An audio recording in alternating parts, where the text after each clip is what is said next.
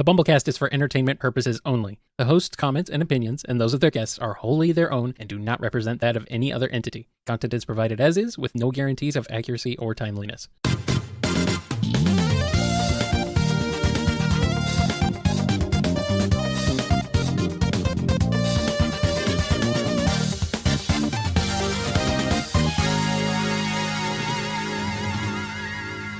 Welcome to the BumbleKast. I'm your host, Ian Flynn, the BumbleKing, and joining me as always is my Bumble co-host, Kyle, JCRB Krause. The BumbleKast continues, despite some people's best efforts. We're still here.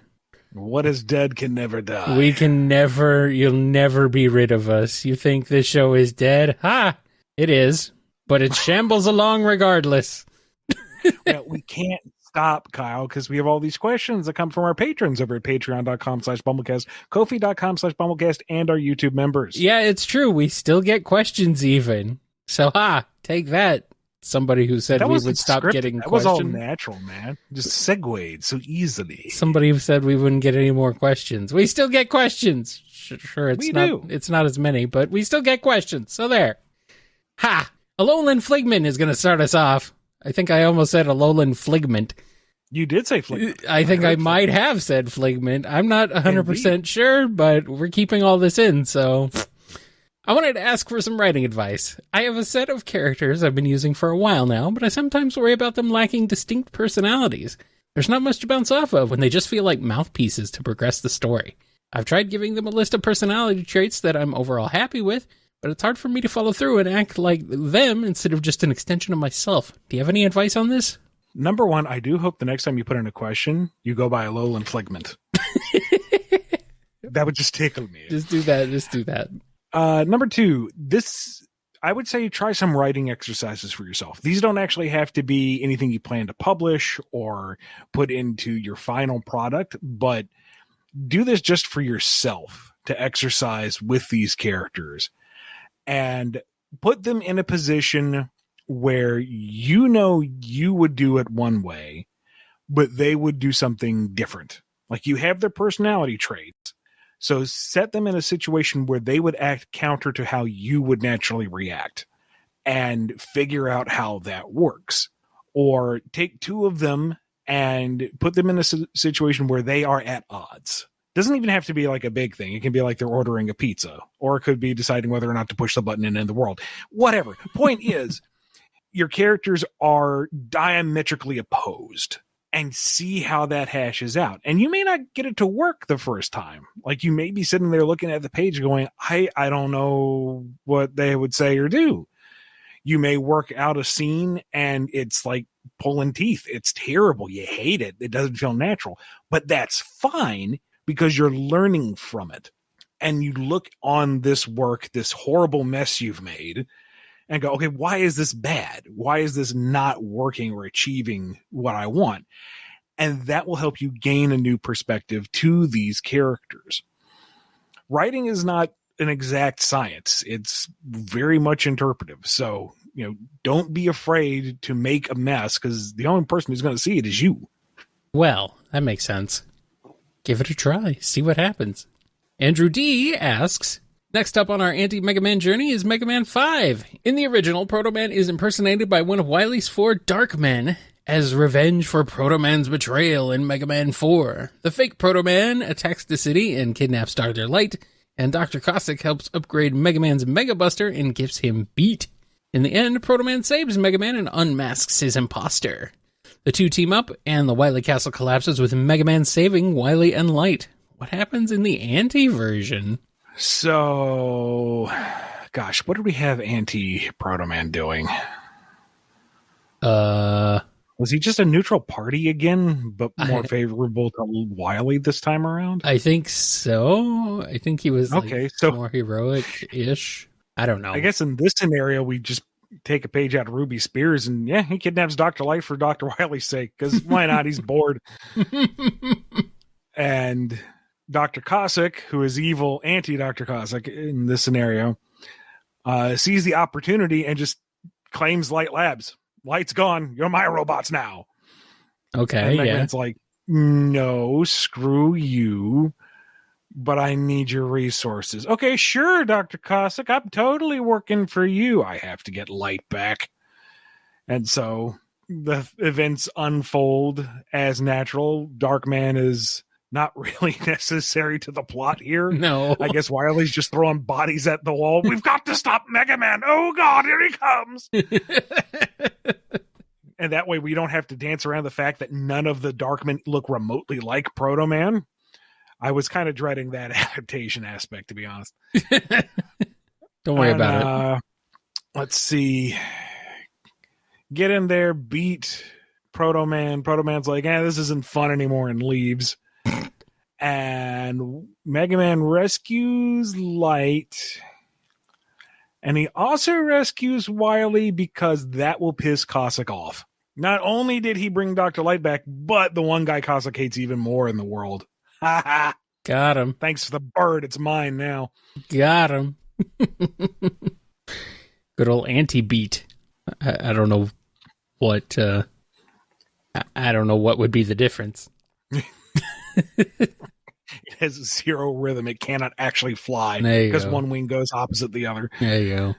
He's just flopping around, rolling on the ground. Oh no. Oh no. Comic the Hedgehog has a question. The characters, all 4 of the 2017 DuckTales villains, plus Goldie. The place, Waffle House. What happens, and what is Scrooge's reaction when he sees it on YouTube? There were more than 4, wasn't there? There were more. I think there were more than 4, but the big ones were, let's see, Glomgold, Beaks, yeah. Mark Beaks, yeah. Granny, and I mean, are we counting the Beagle Boys? The Beagle Boys, Granny, and Ma Beagle. There we go. And who is the other one? Magica. Yeah, Magica Dispel. Oh, Magica. Okay. And I guess Fowl is also there. Yeah, that's more of an organization.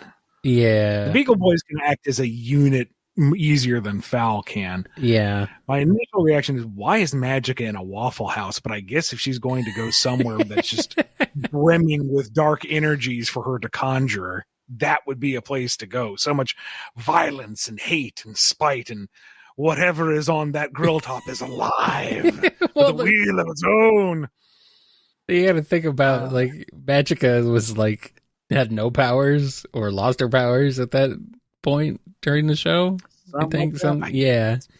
So she ended up slumming it with the other guys. All right, so she's at the Waffle House looking for arcane power to re-energize herself. Also, some hash browns. Yeah. She's got to eat something. I mean, the Mob Eagle and the boys are there legitimately to eat, but also rob the place. Of course. Glomgold is there because he intends to buy out the entire Waffle House franchise. Uh-huh. He thinks he can. He doesn't realize nobody can conquer Waffle House, but, it's Glomgold. And Beaks is following the map app that he designed. So, no, this is not the 5-star steakhouse, but he's too proud to admit it. So he's ordering the steak, their finest steak, best aged. Uh-huh. And the one waitress and the one cook that have been there since it was constructed in 1875 are just like, whatever.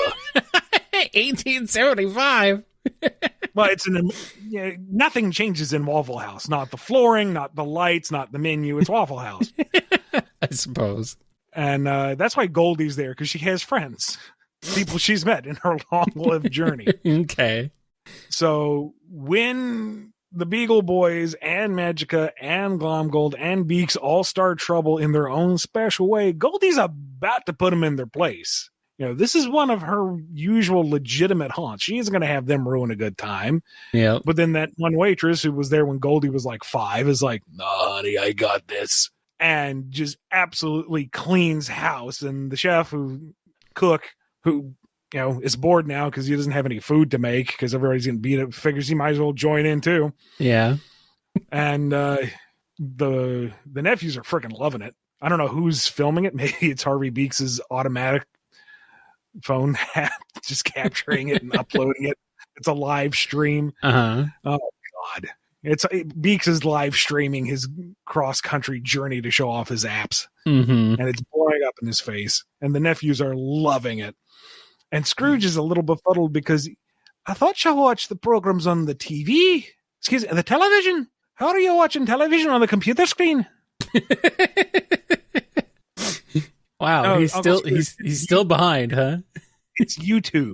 I don't remember owning it. Why is it my tube? No, okay, just watch. Just watch. Of course he owns YouTube. Yes, bagpipes, it's Goldie. She seems to be having a good time there. What is this? It's a Waffle House just outside of Duckburg. Launchpad, get in the car. I gotta see this myself. I'm being told that a fully staffed Waffle House can take down Godzilla. Oh, easily, yeah. Yeah. I mean, normally I would stand Godzilla in most fights, but fully staffed Waffle House, Forget it, yeah, pretty much. Like maybe he'll stomp on the building, but his foot's going to get stuck to that floor, and that's it. That's all she wrote. Life, it literally is like a hurricane at the Waffle House. Laughing it up, watching as the fight finally starts to die down, and then here comes the limo driving my launchpad right through the wall. Order up. Yep. There you go. All right, here's one from Dove. You awaken one day to realize you've spent the last year with amnesia. You've spent that year of your life living upon a fishing boat under the assumed name of Pop Hoppler. How do you react to this? Well, is this another DuckTales reference? I don't know. DuckTales 2017 reference when Glomgold got amnesia. Lived as a sailor. I think that's what he did.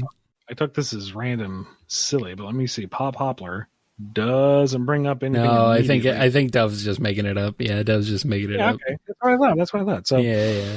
I'm just thinking. I just got DuckTales on the brain now. I can't imagine why. That's 1 year of bills not paid, deadlines missed, and a whole lot of things that I should have been on top of not happening. Mm-hmm. So at this rate, I'm just going to be Pop Hoppler. Pull into port just long enough to offload the catch and go back out to sea because I do not want to play that kind of catch up. Thank you very much. Well, considering most of my last year has kind of sucked, I think it might be an improvement. The horizon, Kyle in his own boat, and was like, "Ahoy there, Pop Hoppler," and you're like, "Ahoy there, Pop Hoppler," and we just sail in different directions. We don't acknowledge. The only thing that I would miss is MagFest. It's like the only thing of the last year that I would be sad to have not seen is MagFest. That's it. It's the only thing. So yeah, in case you're wondering where I'm at. Where I was. I'm better now. Things are better now, but do we get the awesome, like, scraggly white fisherman's beard? Of course. As Papa. That's the whole point. Then, yeah. According to Dove in the chat, yes, we do. Pop Hoppler. No, that's my name now. I'm Pop Hoppler. If we didn't get the beard, then there might be room for debate. But no, once the beard's in, locked in. What, does Lee hate that? Apparently she doesn't like me saying Pop Hoppler. Well, now you're just going to say it forever, aren't you? Well, no, because I said it that one time and I heard the knuckles aggressively crack behind me. So maybe we should move on to the next question. Oh, I mean, okay. Yeah. All right, Double L is here with the longest text adventure of our lives. It's continuing. To recap, me and Ian share a body. We're in a science-y room. We have 5 dust bunnies, 1 finger, a delicious mouse, and 2 bite-sized mini mice in our inventory.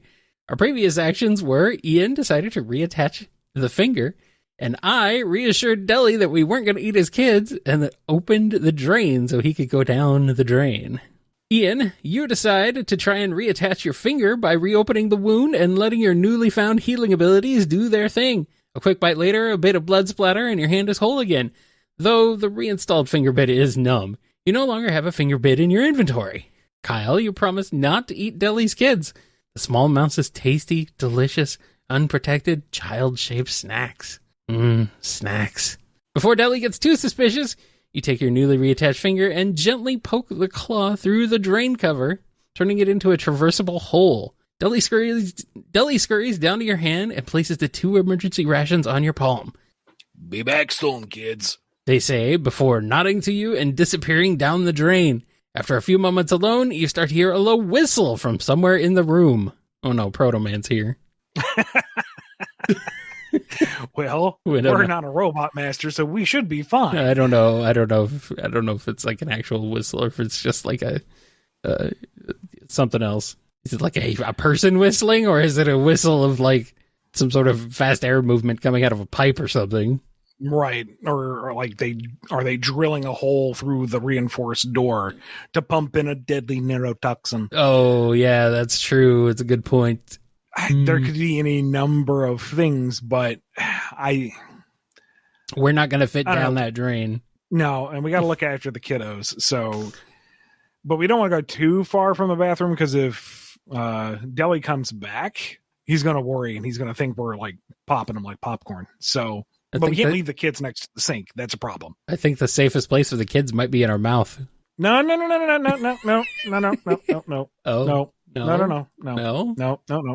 We just got our hand refinished. It's fine. They're fine in our very sturdy, slightly numb hand for now. I would say cautiously search for the sound of the whistling, because the place isn't that big. But I don't want to go wandering out into the main room. What's that sound? And then, that's when the sniper bullet comes through the hole they drilled. Yeah. Yeah, I'm... What should we do, Ian? Look, I'm going to play it cautious here, because I said throw the bed at the window. That got us locked in more. I said try to reach through and lift the door. That got our finger shot off. So, third time's the charm. Let's just be cautious and carefully look for the source of the whistling. Okay. I will not eat the children. No. If things get dicey, then of course they have to be protected behind our incredibly powerful teeth. But we're not there yet. Okay. Next up is a question from Flint Toaster. I'm doing research on a TV show, and one of the episodes got cut and rewritten. I'm trying to get my hands on more information about the episode, but it's very secretive. I'm well aware that you probably can't help, but on the off chance you can, seeing as you've worked on TV shows a bit and worked with many franchises, is there anything I can do to find more information on something like this? I probably won't find anything, but it can't hurt to try, right? Thank you. Yeah. Without greater context, or even with greater context, I can't do much to help directly. What you could do is, if you can, find the show writers, if that is public information, and reach out to them to see if they can share anything. But they are more than likely under NDA, and more than likely the scripts that they've written were bought by the production company, so they don't even own the rights to reproduce the scripts unless there's some bonus clause in their contract. So they are probably legally bound to not say diddly or share anything. Then again, you might run into somebody who just does not care and is willing to sink the ship. Not that I really endorse this, but it happens. So whatever you do, be respectful of other people's boundaries and professional lives, and happy hunting. Yeah, I would say to ask the original writers or somebody involved with the original production and see if they can't share exact details with you, maybe shed some light on what happened or whatever. They might be able to help you. That's all I can think of, though. FMS Draws asks, so which of the Robot Masters are you giving a Shadow Crystal to become the Wily-based Dark World? Well, the most fun ones are not like the standard boss robots. You got to give it to like Roll or Proto Man or Auto and see the cool dark version bosses that they become. And then you have to fight your friends, and that makes it extra poignant. And oh my God, the music would be amazing. Okay, this is a Deltarune thing. Got it. Took me a second, of course. Or shoot, just give one straight to Wily. You'd be able to go toe-to-toe with Mega Man for once. Oh, that would be wild. That'd be crazy. For once. It's a super Wily. Hero Squad asks, Sigma replaces Buzz in Toy Story. How does it go? It's the exact same, but all of his lines are now actually terrifying. To infinity and beyond. I mean, they do have the same color scheme. They're both bald. You are a sad, strange little man. And you have my pity. I am Mrs. Nesbit.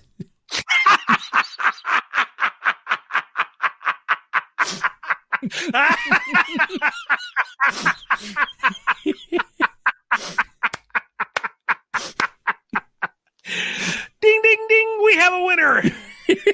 Got him, apparently. Wasn't expecting that reaction. I had forgotten that whole segment. Yeah. Oh, goodness. Yep. I've been sitting here trying to think of all like the serious or somewhat silly scenes, and you pulled that ace. Yeah. Oh, Thanks, Hero marvelous, Squad. marvelous. Thanks, Hero Squad, for reminding me of that. I have to give credit where it's due. X trying to just drag him out of the moon base. Do you not see the hat, X? I am Mrs. Nesbit.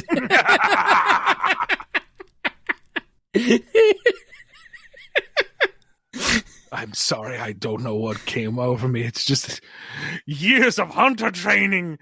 Worthless. It's literally exactly the same.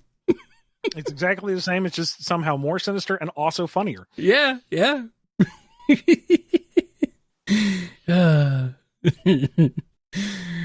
Here's Shara with a question. Does Humeheim have an underground counterculture scene? What's it like? Oh, it absolutely does, because Humeheim culturally is locked down hardcore. Mm-hmm. Cradle to grave, you are monitored and registered and evaluated, and most folks kind of go with the flow because that's just the easiest way to do it. That's the only way to survive. But there is always the counterculture of, why does it have to be this way? Why can we not do anything differently, be it music or dress or social interaction? The focus changes decade to decade, century to century. But there is always some movement of, this is weird and dumb. It doesn't have to be like this. However, it is a lot more underground than what we typically think of in terms of popular culture underground, because there are very real and very immediate consequences for trying to buck the system. You can only push the envelope so far before you get arrested, and sometimes you don't come back. So the music, the literature, the art, all of it is very provocative, sometimes even violent and extreme as a form of outlet. Sometimes it's a little more subdued, but sometimes it goes a little too far. You know, the pendulum swings both ways here. Mm-hmm. But it is always very much in back channels, because the minute you step out of line in the light, then the marshals come for you. Sounds a little too real. There might be parallels to certain eras and regions of the world that we know. Mm-hmm. If you have no idea what I'm talking about here, head over to Drogoon.com. You'll find out. Also, read a book. Well, it's not out yet, but soon. Well, okay, soon. I meant just like read a book, like, about history or, things that have happened. Yeah, okay. Things that'll tide you over until my book comes out. Sure, good idea. Yeah. Maybe you'll pick up some of the parallels. Maybe. King Oyster asks, it's your lucky day, Ian. Due to your experience in the scene, you have been given 3 choices by Marvel to enrage as many of its fans as possible as a ghostwriter. Do you either A, kill off the most popular side character in a disrespectful way in the middle of their defining new character arc, B, decanonize the most popular ship in the franchise through a several-issue lead-up to a confession that gets rejected, or C, write a new arc for one of the main characters that completely ruins years of character building and changes their personality? What do you choose and why? See, normally I would say I would like to avoid such a thing. I don't try to actively tick off any fan base, and I still get some of the fire for it. But you said ghostwriter, which means I can write this and I get away scot-free. So sure, why not? Let's burn the whole place down. All right, do it. Can't say Spider-Man, though. They already did all these. I was going to say, especially option B, it's like we're still feeling the hits from One More Day. It's like... Yeah.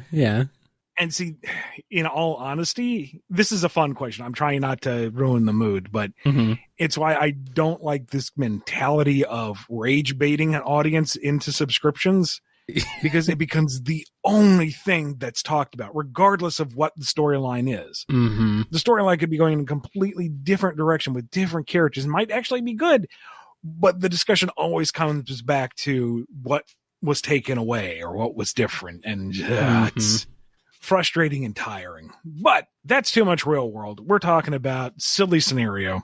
Killing off a character, I don't think would have much impact. There might be a momentary, but at this point, everyone knows that superhero books are a revolving door when it comes to death. Yeah. A character death, even a beloved character death, is going to be with, 6 months they'll get their relaunch miniseries. Yeah, it's like when they killed off Ms. Marvel and everyone was upset about it. It's like, oh, she's going to come back. Then she did, and everyone hated that she came back too. Yeah. It's like, you can't win. Like the solicits for her return came out before her actual death issue. Like, oh my God. Yeah, it was very poorly handled. I'm tired of shipping in general as... in any book, in any medium existence. I'm happily married. I'm done with shipping. No more. You young people in love, good for you. I don't want to hear about it. No more shipping. So I guess it's the absolutely besmirch the legacy of a character, because that's all that remains that's sacred, because you got 80 years of canon that probably is contradictory anyway. But darn it, part of it is beholden to somebody, and they will complain about it, and that's what we care about in this scenario. So there you go. The question is, which character do you do it to? Because who's left? They've all been. It's happened on pretty much all of them at this point. I mean, we're in the process of rebuilding Hank McCoy. Yeah, exactly the way I thought they were going to do. They might be setting up Cyclops for another one of these. I'm not sure, but I'm like one of the 5 Cyclops stands out there, so it's not that big of an impact. Yeah, is this okay? I'm trying to think. Like, I don't know, Jubilee. Would this be like something that would really ruin people for if it happened? I mean, to Jubilee? She just got better from being a powerless vampire. Yeah, that's true. So sure, now that she's had the rebound, let's do it again. Why not? Let's screw her over again. Let's see. I'm trying to think of who else might work for this. I would say Wolverine, but I think some people would actually like that because he's so overexposed. Yeah, and he's been through so many different. He's been through this multiple times. Like it's nothing new for him. Yeah, it's just Tuesday. That's true. It's just Tuesday. Let's see. I mean, that's the hard thing. Is like it just happened to Captain America not too long ago with the whole Hail Hydra crap. And then after that, he had Arnim Zola actually implanted physically in his body, like a whole TV screen. And it's like, comic books are weird, man. Yeah, they are. But beloved characters are left that haven't had the shock treatment given to them at least thrice over. Yeah, I don't know. Hawkeye? His book was canceled. Yeah, well, that's old news. That's happened several times. Daredevil? No, he gets crapped on all the time. Never mind. He gets Daredevil gets a short end of the stick constantly. Yeah, but the key here is it has to be disrespectful. It's not just he's a dude who goes through a lot. True. Like, good point. I guess like some kid on the street plays with an air horn and it distracts him long enough to get hit by an ice cream truck. So like the last thing Matt Murdock knows is turkey in the straw. Bang! Oh no. I mean, that's pretty awful. Yeah, that's stupid. pretty bad. I guess I'll go with that. Okay, sure. I mean, there's the Thunderbolts. I don't know. Which version? I don't know. Yeah, that's the thing. You could kill Aunt May, but everyone seems to want that now, so. It doesn't stick. She's been dead. Yeah, Uncle Ben seems to be the only one that almost sticks. Sometimes he comes back, but he's usually dead. Yeah. We can't even get rid of we can't get rid of anybody anymore. No. No. Oh well. Oh wait. It wasn't kill. It was do an arc that undoes ruins all their character building. Yeah. Okay, so here you go. Okay. It's revealed that Daredevil was never actually blind this entire time.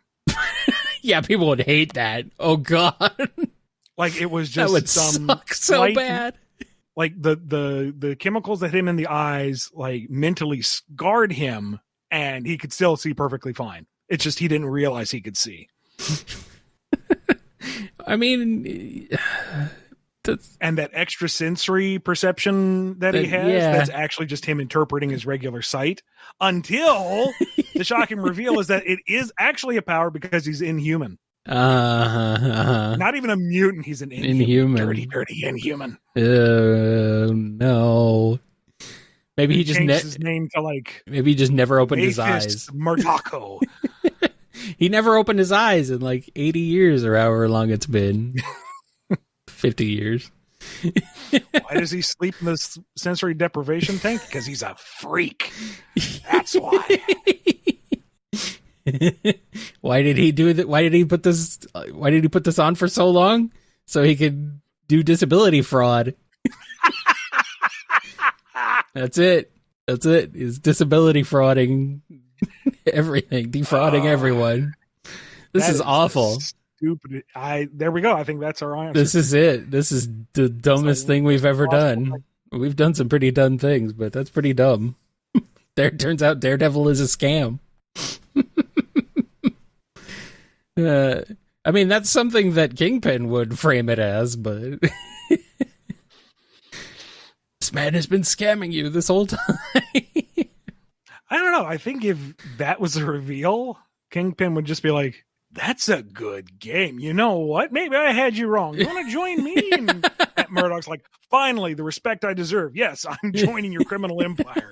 Oh, no. I'm now your lawyer on retainer. Oh, shoot. Whole arc is called Justice Isn't Blind. Makes it even worse. This sucks. Statue of Justice lifting the blindfold and giving like this little saucy wink. Oh, it's so... I feel dirty. This is starting to sound legitimate. Ew. Marvel, please don't hire this man. Or if you do, we're scrubbing this episode from the internet. It's a little too late for that. Once it's out there, buddy. This is all in fun. We're not... Ian's not doing this. Please. No. This is not Ian's pitch. If someone from Marvel calls Ian like, we want you to write this, Ian, you better say no. I don't know, man. I got a mortgage to pay. I know. Well, I mean, if it is ghost written, then maybe. I don't know. If I did actually commit to this as a ghost writer, I think the spirit of vengeance would find me. Yeah. Would ignore the homonym, and I would just be sitting there typing with a flaming skull. Yes, the ghost writer would be ghost. Yes. I'm looking in the mirror, penance staring myself. Guilty. I'm so guilty.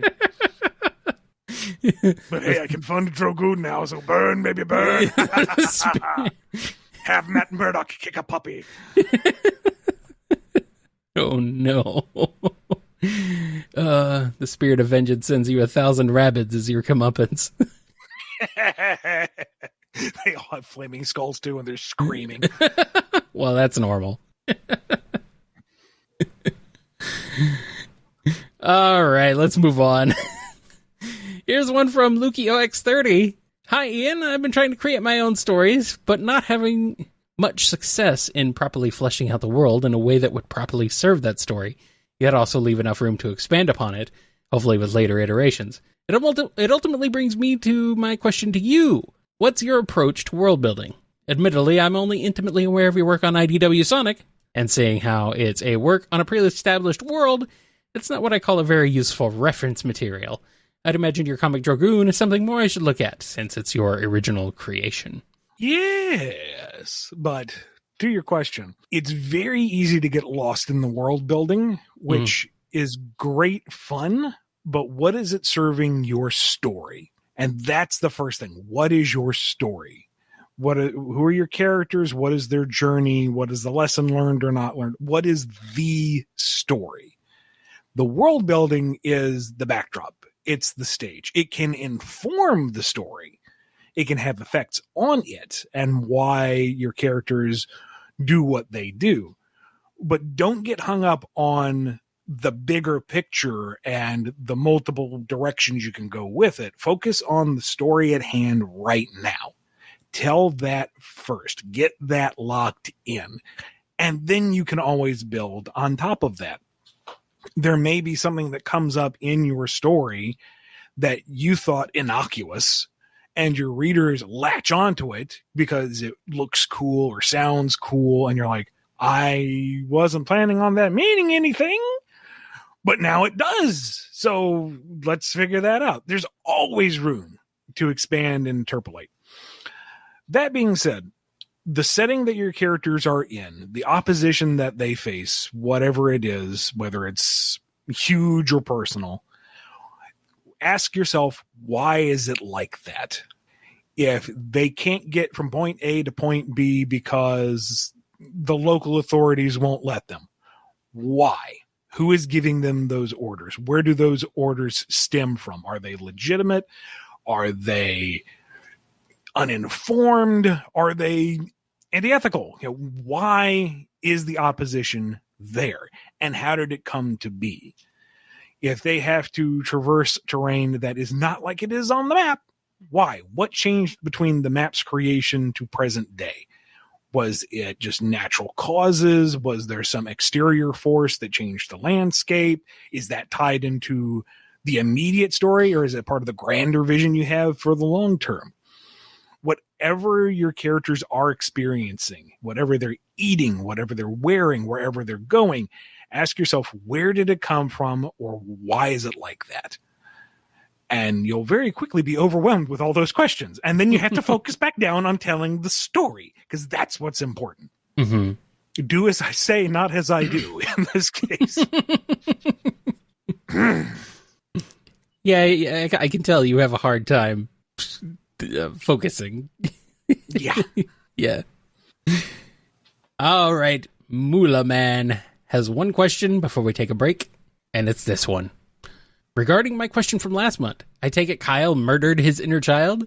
I say this while sitting on a building I just got done climbing, while drawing a picture of Tigger dressed as a ninja, while using my tail to scratch my back, while listening to audiobooks about juggling, fighting, cooking, etc. P.S. Not a reference, it's called a joke question. Also, Moolah Man, if you're wondering, Moolah Man's question last month was me having a tail that reaches 9 inches past my head and can lift 1,000 pounds. And I couldn't come up with anything to do with it. I think was my answer was like, I don't know. Moved stuff. Did you settle on you were able to like fix your car better or something? Not really. Okay. Well, yeah, I guess so. I could, I could lift it up without a jack and change the tire. Yeah, there you go. That's about it. I'm being asked if this question was a long lost verse of Weird Al's Albuquerque.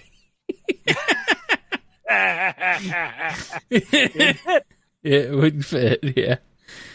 I could hold my own body aloft and punch people really hard with it. I could hold a chainsaw with it. I mean, that'd be pretty cool. Thanks for the ideas, Nody. Yeah, I mean, did I kill my inner child? No, I just think it died on natural causes.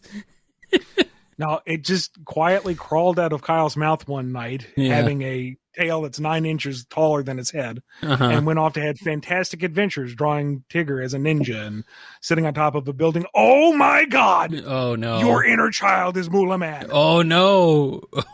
We have discovered Moolah Man's secret identity. Give me some of that moolah, man. Wait, you did. You asked this question. Thank you. The prodigal son has returned. It's beautiful. Beautiful, beautiful. Well, I guess it's time to take a break then if we figured out this mystery. But then we'll be back with more on the BumbleKast. Lost their child.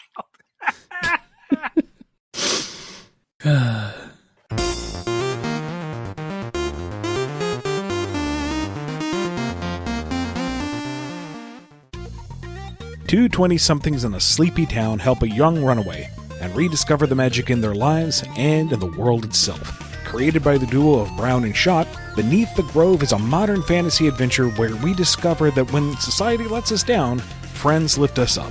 You can find and read the first chapter of Beneath the Grove on September 27th at beneaththegrove.thecomicseries.com.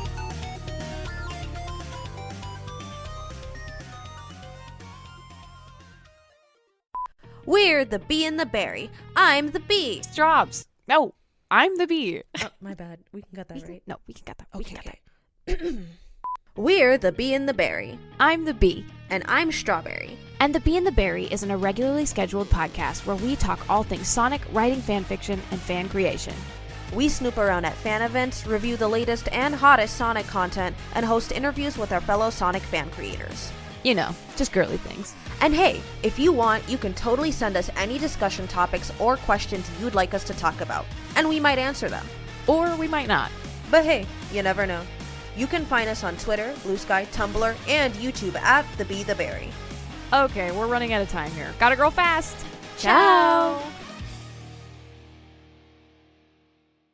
We are back, and we have a question from Nikki Rabo. Hey, Ian, good news! You finally get a chance to write a Star Fox comic. That's right, Marvel has heard your request and are letting you write a 4-issue miniseries about arrows. This is what you meant, right? Anyway, how would you handle a miniseries for Marvel's own Star Fox? I don't know. I actually had to look him up because I'm like, I know I've heard of this guy, but he was also called Arrows? What? I haven't... Yeah, okay. It was Star Fox, yeah. Yeah, he's Thanos' brother, also a Titan. Okay. He's got, like, emotional and manipulation powers. He's meant to be the antithesis to Thanos. He's apparently existed since 1973.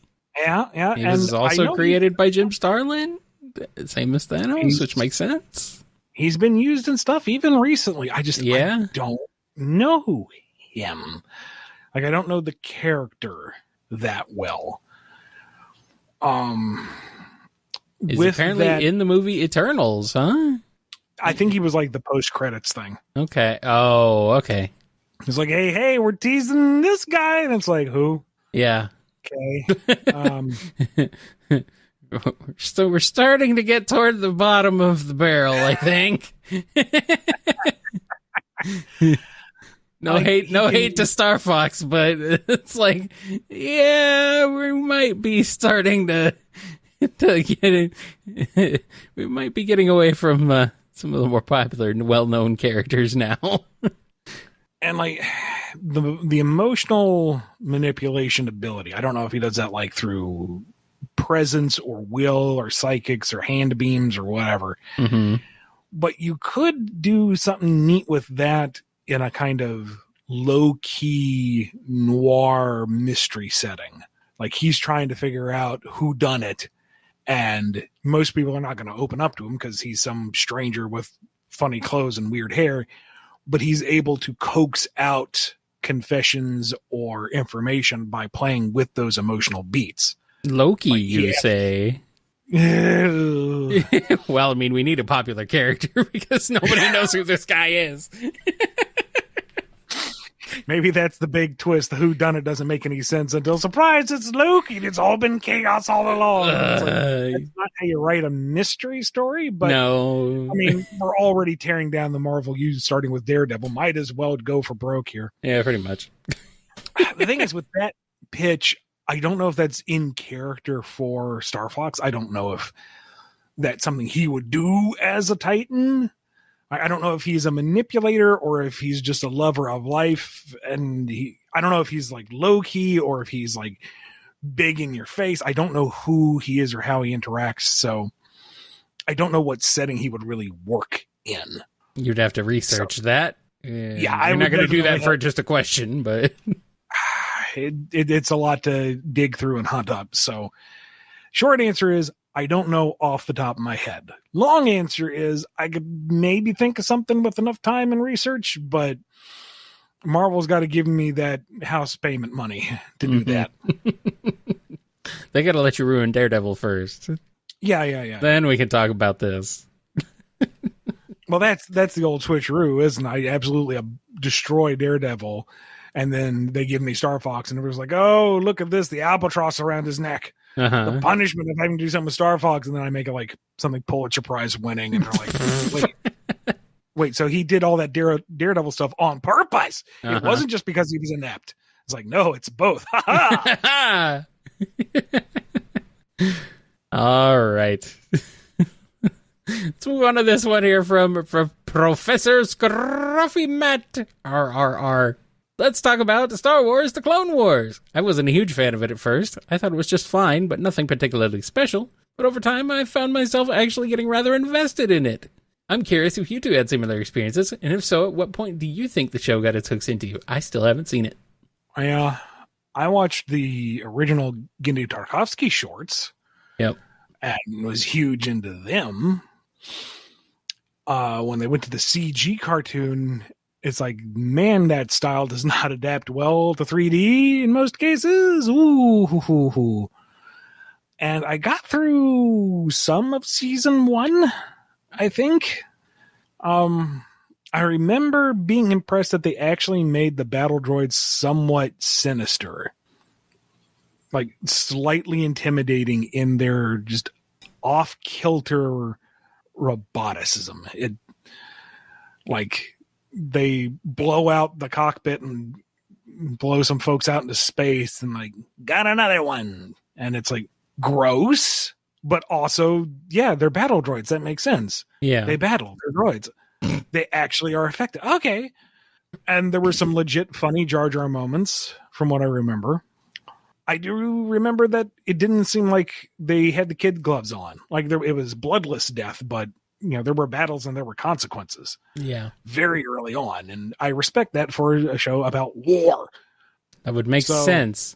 I would like to get back and go all the way through it because I've heard it gets even better as it progresses, but this song and dance kids, not enough time. I am so burnt out on Star Wars stuff that it's like I have things that I may have had interest in going back to, like Clone Wars at some point. I'm like, nah, I don't want to right now. I'm kind of like, okay, can we stop?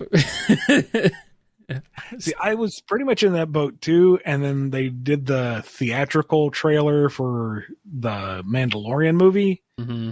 I'm like, okay, maybe. I haven't even seen the Mandalorian. And then there was a blink and you miss it moment, and I think there was a character from Rebels, which was another CG cartoon that was kind of like the spiritual successor to Clone Wars. Yeah. And I'm blanking on his name. It's killing me. He was one of my favorites. And I'm like, holy crap, is he getting a live action adaptation? Are they going to retain his voice actor? I'm actually invested now. I want to see the dude. And I'm like, they got me. They got you. But that's not Clone Wars. That's post Clone Wars. So yeah. What I saw, I liked better than I thought I would, because I remember seeing some clip of an episode with Anakin and Ahsoka rescuing a baby Hutt that they named like Stinky or something because he farted all the time. I'm like, you know what? I could pass on this version. I'm fine, thanks.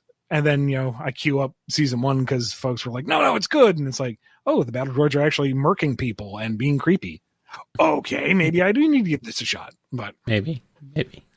One day. Mm-hmm. All right, we got a question here from Rabbit Haver. In about 7,500 years, the tomb of the great BumbleKing will be discovered by archaeologists who are very excited to find that the tomb has been untouched by grave robbers. Ian, what treasures will be found in this tomb, and what conclusions will these archaeologists be able to draw about your life based on them?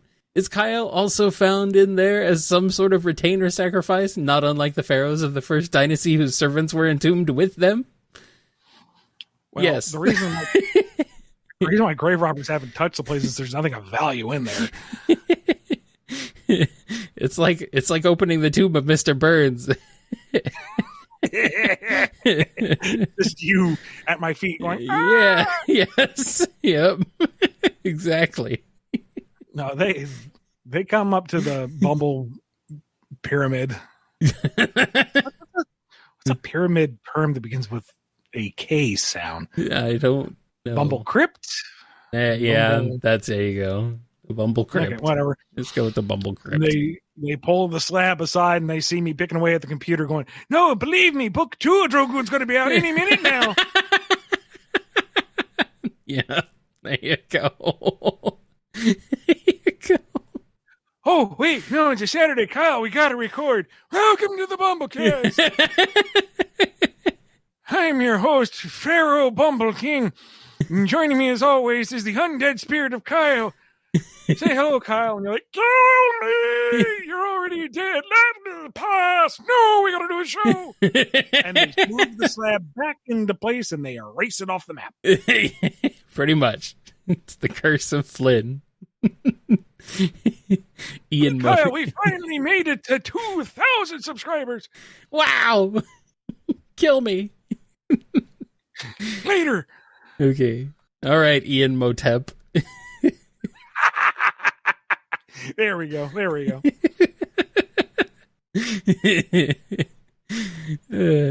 Yep, that's exactly what happens. All right. Scurvy Pirate Hog asks, Kyle has somehow ended up in the world of the Stanley Parable, but with a twist. Ian is the narrator. How would this go? Largely like this show, I imagine. Yeah. And then Kyle walked down the hall and did something silly that I can comment on. And you just like go get a donut. Don't. Just go to bed. He took the donut and then did a funny little dance. No, he's just going to bed now. And Kyle found a scorpion in his bed. No, he just went soundly to sleep. Very well. Reload the next day. Yes. We did kind of try this spirit. We did, yeah. With the very beginning of BumbleKast Gaming. And if you haven't seen it, I don't blame you. But we did this whole riff with the pesky devil where I'm this incredibly grim voiceover as Kyle plays just a normal trucking sim, and Kyle rolls with it. Like every stupid thing I say, he's like, yeah, okay. And it's like, we didn't get much out of that bit. Yeah, we didn't.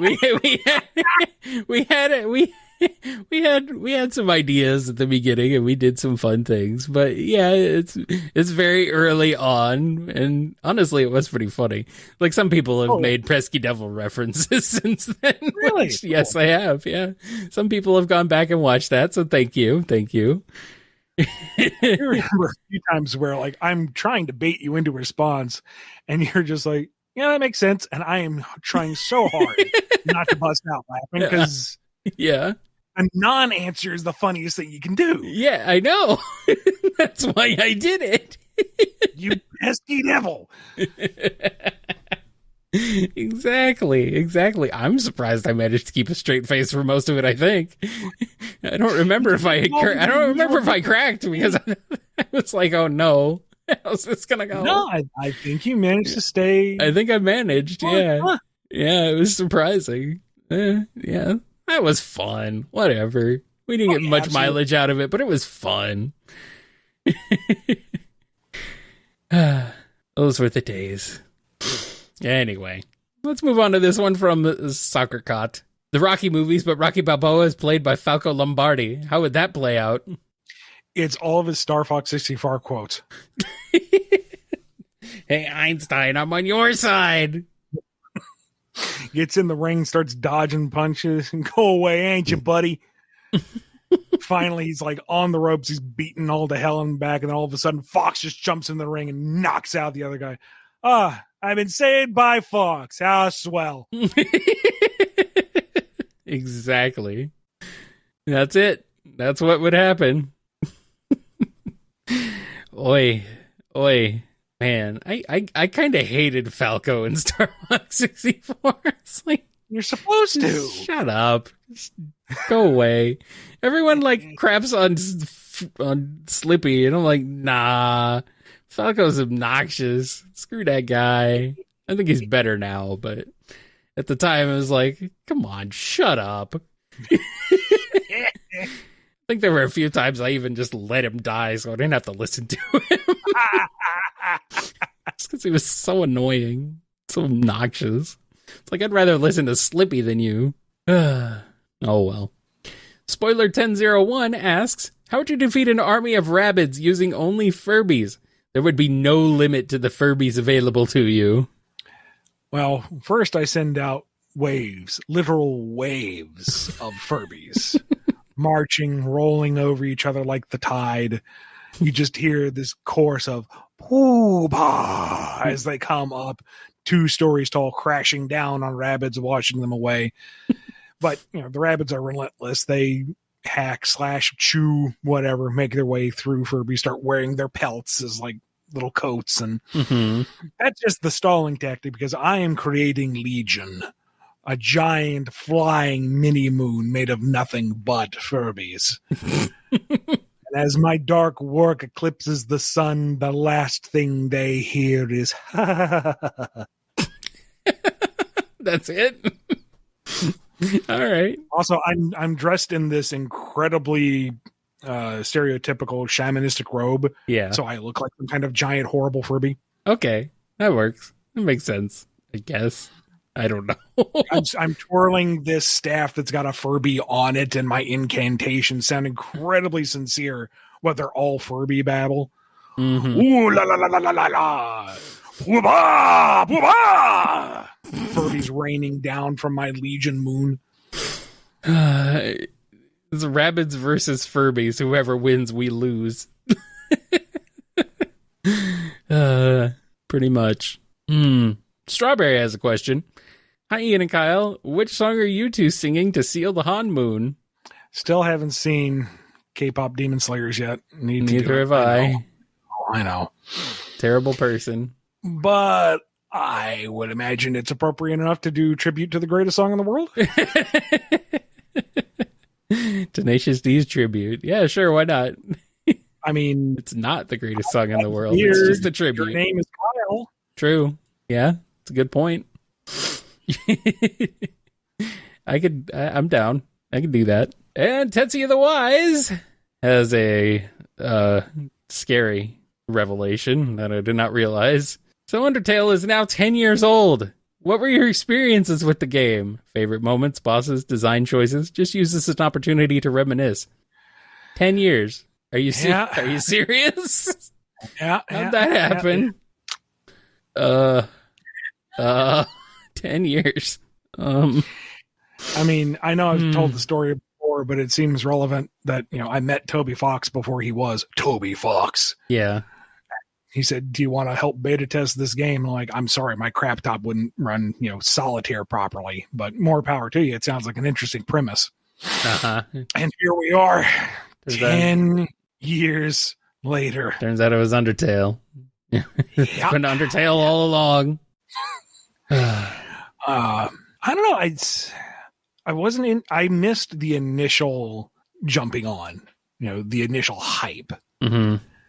And got into it well after the fact by people saying, oh, this is transcendent. And I'm like, okay, it doesn't look like it's, super high fidelity here. Not the graphics mean everything, but it looks pretty basic.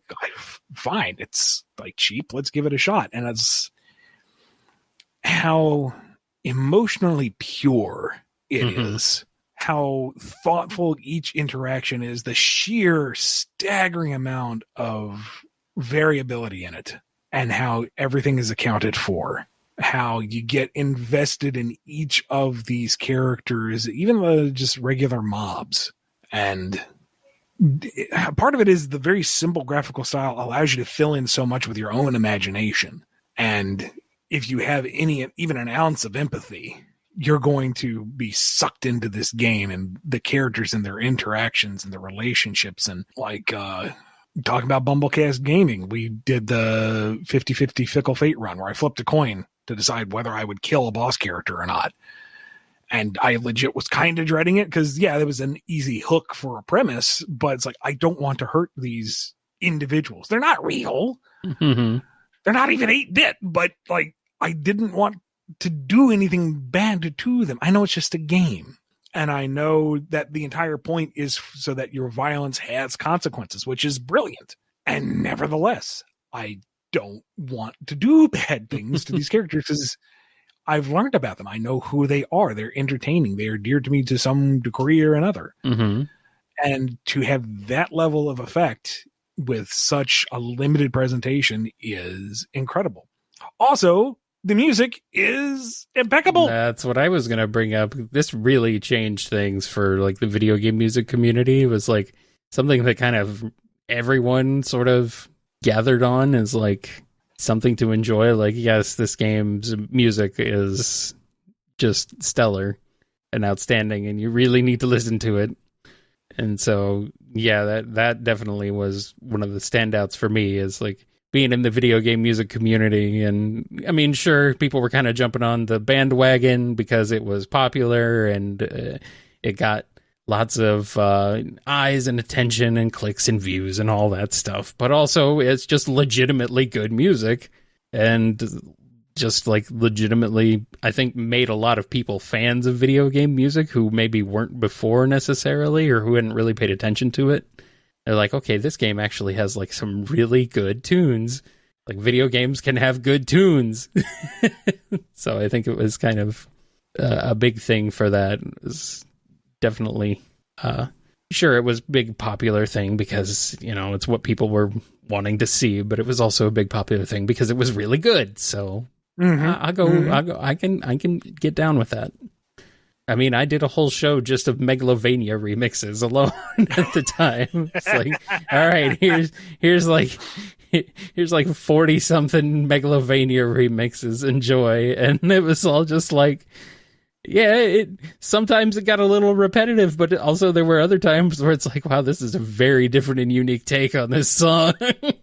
Like, I always like that about VGM covers and remixes and stuff. It's like, you know, you got the original track. The original track's awesome, amazing, great. And then you've got remixes, which can be like as similar or as completely different as possible. And it's what makes it so much fun, listening to something familiar but being surprised at the same time. So, got anything else you wanted to add, Ian? No, just, I mean, if you've been on the fence because, ooh, this is a super hyper popular thing, even 10 years down the line. Yeah. Like, it's still evergreen, and you haven't given it a shot because there's no way it can live up to the hype. I mean, certainly curb your expectations. It's not, I almost said it's not the best thing ever, but it's pretty darn close. Yeah. Like, it's a solid game with solid gameplay, clear themes, and your choices actually significantly matter throughout.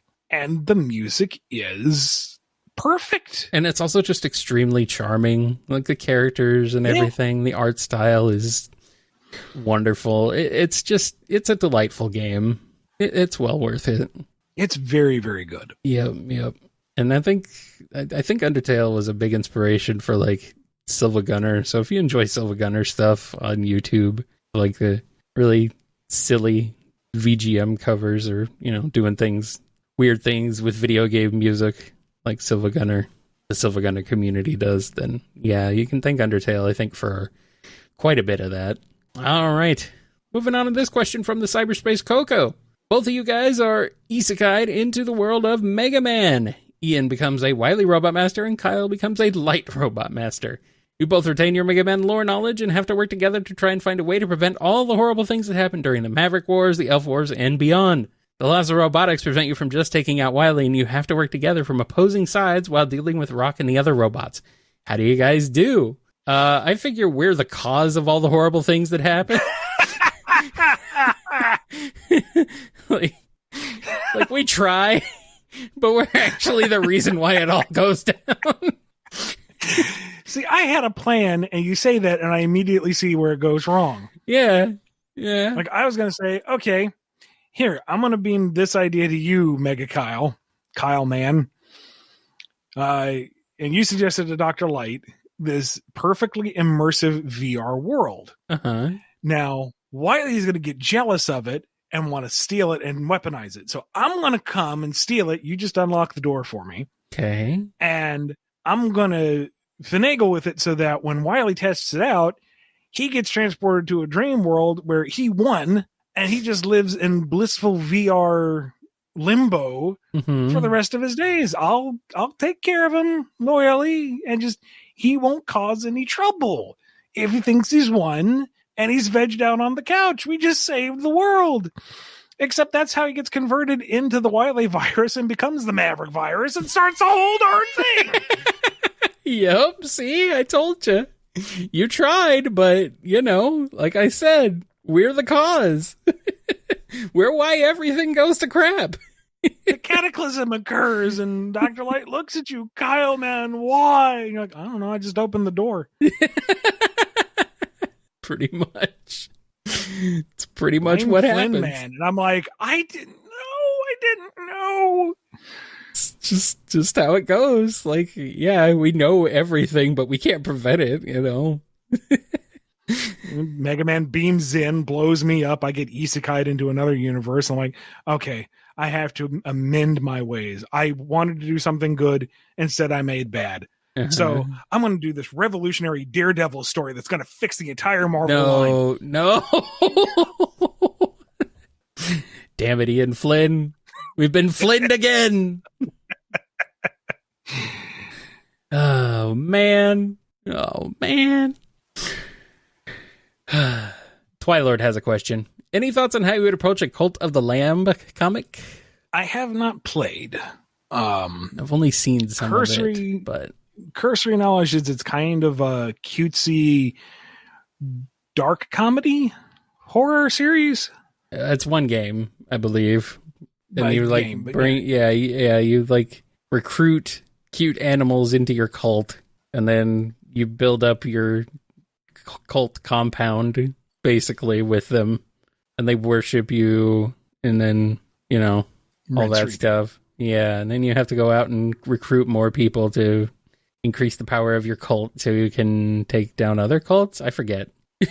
I'd say do it as kind of like a slice of life, again, dark comedy. Like the central character is going out to increase their cult, whether, I don't know if they're a willing participant in this or if it's something that they are bewitched into doing, but have them fail upward in delightfully horrific but also funny ways. Yes. And you have to clean up your cult's excrement that they just leave around. Something like that, I think. So this will be an adult book. Yeah. Not all ages. No. That's fine. It's not. It's not all ages. No. Yeah. That's all I really know about it, though. Vineclad asks, given your field of work, have you or people you know dealt with employers trying to impose AI into the creative process behind the scenes? If so, in what way? I, thankfully, have not had to deal with that directly. Mm-hmm. I know one person who was involved with a project that I was loosely affiliated with dealt with it briefly, but it was an honest mistake, and credit where it's due, it was very swiftly addressed and undone. Okay. It was an honest mistake of, I thought this tool did X, instead it was AI. Oops, my bad, retract. And you can't ask for a better resolution than that. Yeah. Sounds like you're lucky so far. Oh, yes. I'm quite happy with the fact that it has not been an issue for me so far. Yeah. All right, moving on to this one from Wildcard717. It's a Drogoon question. You previously mentioned Outlaw Star as one of your influences for Drogoon, so who would win in the Strongest Woman in the Universe competition? Aisha Clan or Wind? If we're keeping Wind at her, if we're keeping Asia and Wind at their base stats, that might be a draw. Uh-oh. Which neither's going to be happy about. Mm-hmm. And it's going to come to blows. Okay, I had to look up who this character is, and immediately I recognize them. Okay.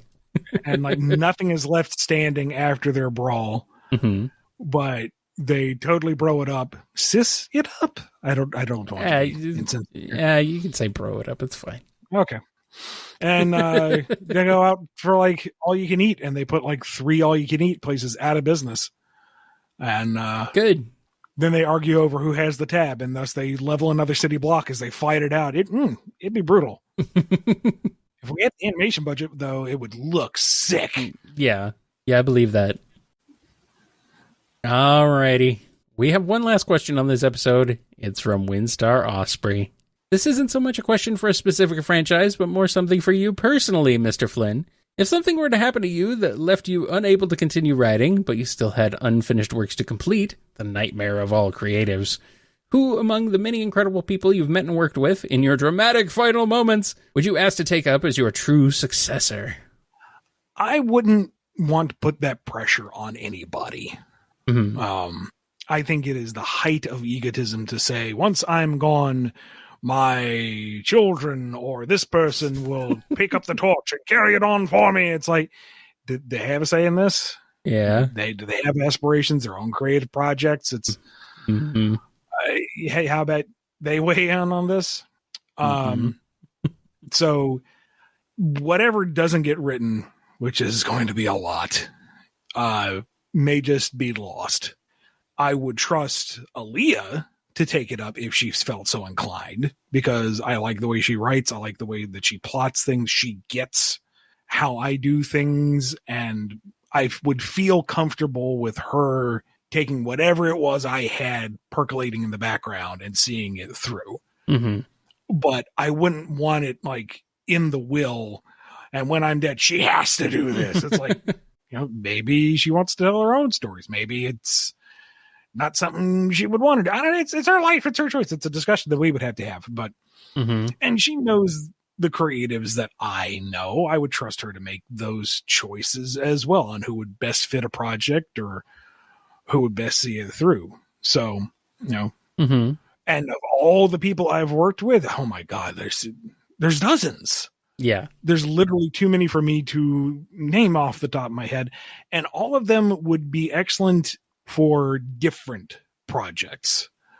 Like Adam is the guy for Drogoon Fortune's Lap, but maybe Tracy Yardley is the guy for something else. Jonathan Griffiths is the guy for the 9 Lives of Klaus Mead. Like, that's basically written for him, because the other story I was writing for him wasn't going anywhere. Like, there's a very specific project I have for John Gray, if he ever had free time ever again in his life. It's everybody would work best in certain scenarios. And so it's not like I could say, I'm giving this to you, because who knows if there's a centralized theme or direction to it. I don't know. Maybe I'll just like have one big collective file. We move the slab away from the Bumble Crypt, and it's like, here, you like it, take it, run with it. You credit me if it actually makes money. Send it to the folks that survive me. Donate to charity. I don't know. I'm gone. I don't really have a say in the matter. Yeah, pretty much. Do what you want. I'm gone. I'm not here anymore. Same kind of goes for the BumbleKast. Like, if I were to get hit by a truck tomorrow, if you and Lee wanted to keep it going, or if Raya wanted to jump in, any of the Bumble crew, and you wanted to keep doing this Q&A shows, we would have to go for it. Yeah, we'd have to make some changes, but yeah, we could do something fun. Let's not talk about it, but if you were like, you know what, the kind of point is our back and forth, it doesn't really work otherwise, then I'm not going to haunt you because the BumbleKast ended. No. I wouldn't expect you to do that. No, I'm actually kind of surprised. I would haunt you anyway, just to continue the show. Yeah, I'm kind of surprised. Welcome to the BumbleKast. I'm kind of surprised. I thought you would expect me to end it, and you'd be like, "It's gone." I didn't think you'd want to come up with something like, "Here, you can keep it going." I'm like, "Oh, okay." Have Lee write the questions, because she knows what I would say. I've done enough copy that you could train an AI so it sounds like me naturally enough. I mean, yeah. Here he is, the digital Bumble corpse still going on. Yeah, Metal But his Ian, head can never Metal die. Ian, Metal Ian upgraded. Yeah, that would suck. That would suck so bad. But hey, if it brought in, a monthly revenue for you guys, cool. I'm helping contribute even after the fact. AI.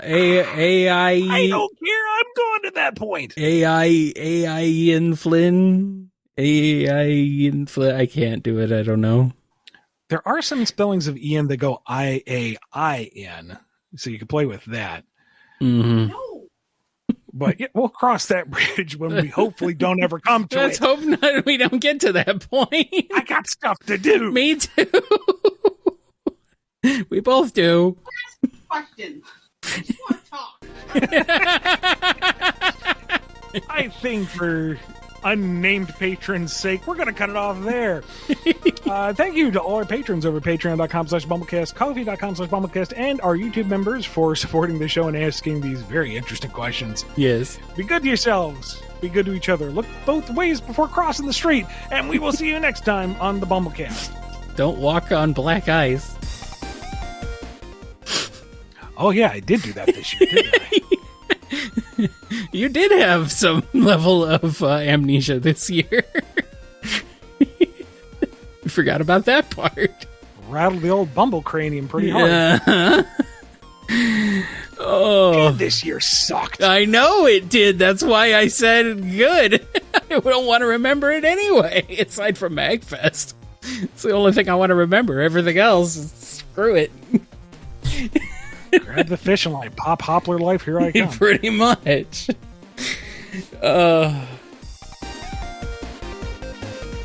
This isn't flying, X. It's falling with Style. You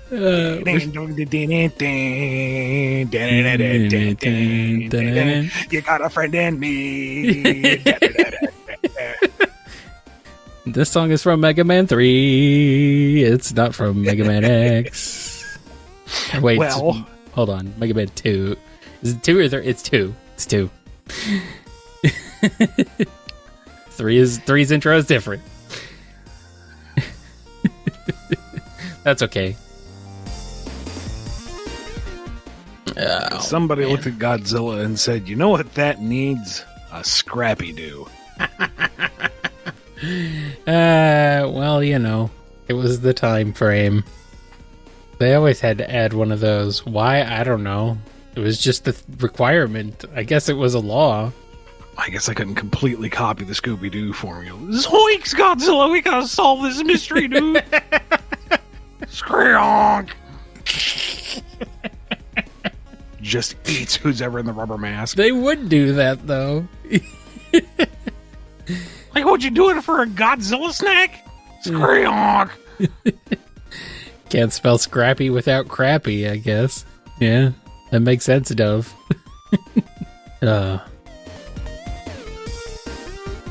I say words about things. You speak at length about certain topics.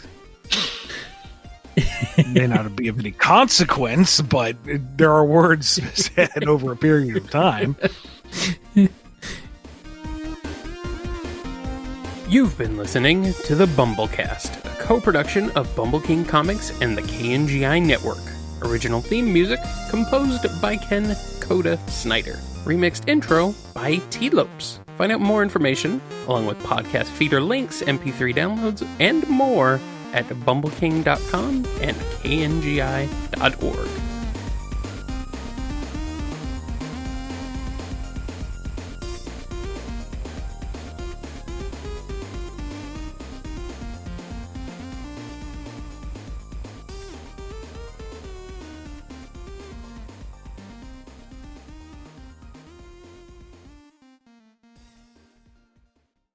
There's things I could say, but I shouldn't. So let's just do the episode before I further demonetize us in front of the crowd of people who actually care. Oh, we're not getting demonetized right now. We're not.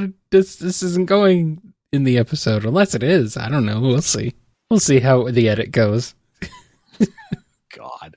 It might end up in the very end where no one cares anymore. Nobody listens to the end of this show. Don't put it past them, dude. You know, folks comb every inch of it to find something they can clip. Less so now that we don't talk about Sonic. Nobody cares anymore.